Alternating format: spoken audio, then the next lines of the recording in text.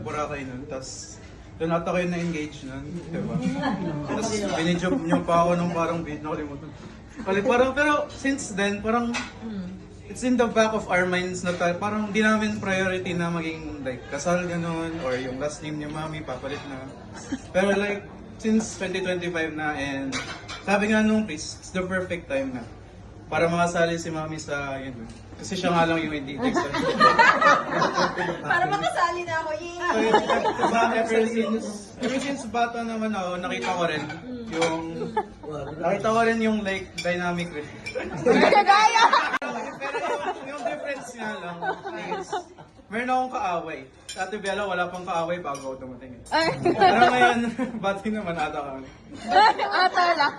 Hindi ka So sure? parang, ayun, di ko naman like, hindi naman para sa akin naman. Like, kahit hindi naman to nangyaring ceremony, like, we'll always be a family naman. Pero ngayon, we just made it official na. Wow! Naramdaman ko rin naman ever since bata ko na Mahal namin sila. mahal nila ako. Mahal nila, never once naman rin na may parang hatred o galit. Parang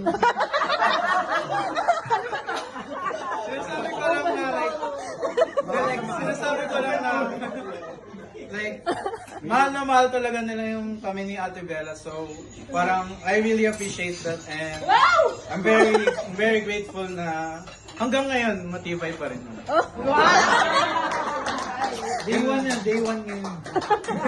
Ngayon so, sasabi ko na lang, welcome to the family. Yay! I belong! Thank you! Yun lang naman. Thank you. Congratulate my parents kasi for me, sobrang hindi ako masyadong nagsasalita.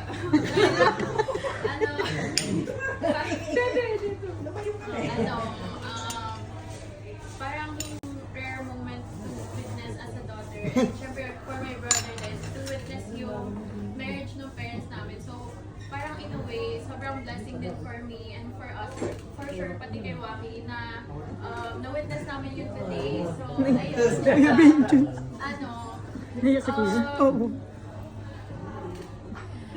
Since, 27 years na sila almost, tapos magka-25 na rin ako. So, malaking part nun. Anong part siya lang ito?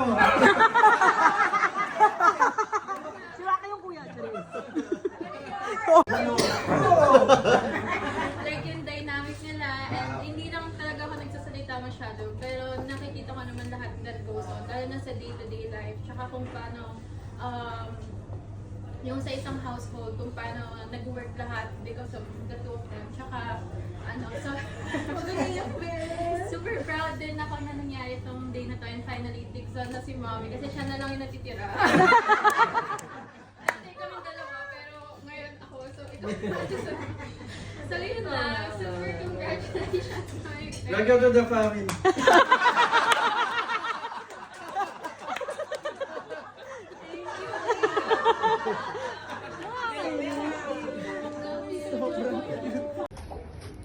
So from sa maliliit na bagay up until yung pinaka-ceremony, it's a team effort.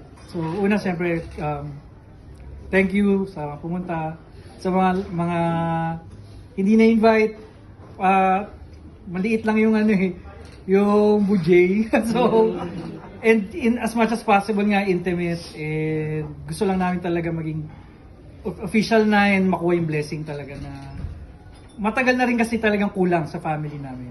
Kumbaga, oo nga, may mga bata na, may kids, but yung blessing talaga ni God, wala talaga. No, it's really missing. And finally, nabisto na, and I'm really happy na ito na yung day. Kay Laura, sabi ko nga, promise ko sa kanya, regardless kung triumph man or failure, nandito kami. Nandito ako to support and hindi magbabago yun. Actually, mas magiging stronger pa siya dahil nga may blessing na kami. Kung kinaya nga namin 27 years ano pa yung next na darating na may blessing na kami. So meron na akong parang, may armor na ako whatever yung magiging challenges namin. And yun, promise ko sa kanya, sa harap ninyo, friends, family, lahat ng mahal namin sa buhay na nag-witness, promise ko sa inyo, I'll definitely keep the relationship na mas stronger pa, mas tight pa, and wala naman na ang pangatlong anak. Okay na yun. So, okay na. So, thank you talaga sa pag-attend. And I love you, baby. Thank you. Nox. Mrs. Parang si Tamisis. First of all, Welcome to the family mo. yeah, I belong na. Ano po, one word, I'm so grateful. Haba naman. Hindi na wala one word. Hindi ako lang na time. Hindi, grateful. Grateful to each one of you who made time to be here and witness our union. Hindi matagal na kaming magkasama, alam naman ng lahat. And what's missing is, I don't see it like missing. We are very, very blessed. We are. But we're making it official. And we're just waiting for the perfect timing, which is this one.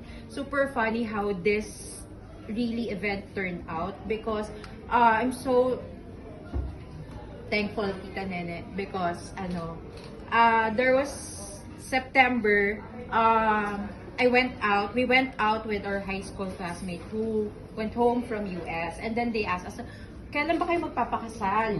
And then, I said to Benjon, pakasal na nga tayo. Parang ako yung nag-propose sa kanya ulit. Tapos, that's Thursday. And then, come Saturday, si Tita Nene texted me na, gusto niyo magpakasal? So yung para bang in God's perfect time. It's just short story lang. Yun lang. I mean, yun yung story behind it. And then, sunod-sunod na talaga siyang dumating until this day. So, I'm very, very thankful to each one of you who made this our union na mas memorable and mas masaya, and will bring all these memories through our lifetime. And for you, Benjun, ano ba sasabihin ko sa'yo? No, isa lang. No, isa lang din. Isa lang. Hindi naman isa lang. I promise to always choose you. It's not a smooth journey, I know. And we will always keep on changing kung our attitude, our achievements, whatever growth, I'll be there always to back you up, and no more third baby. We have babies naman, so I love you so much, and finally, tiksod na ako. Congrats! Congrats! Thank you po! Wala na akong discount sa single parent. Baka po natin, Sir and Mrs. Baka po natin, Sir and Mrs. Dynamic Duo. Thank you. Package siya, Tito. Yung annulment, yung kasal may annulment siya talaga. Package siya. So, since Dynamic Duo, ang nabanggit ko,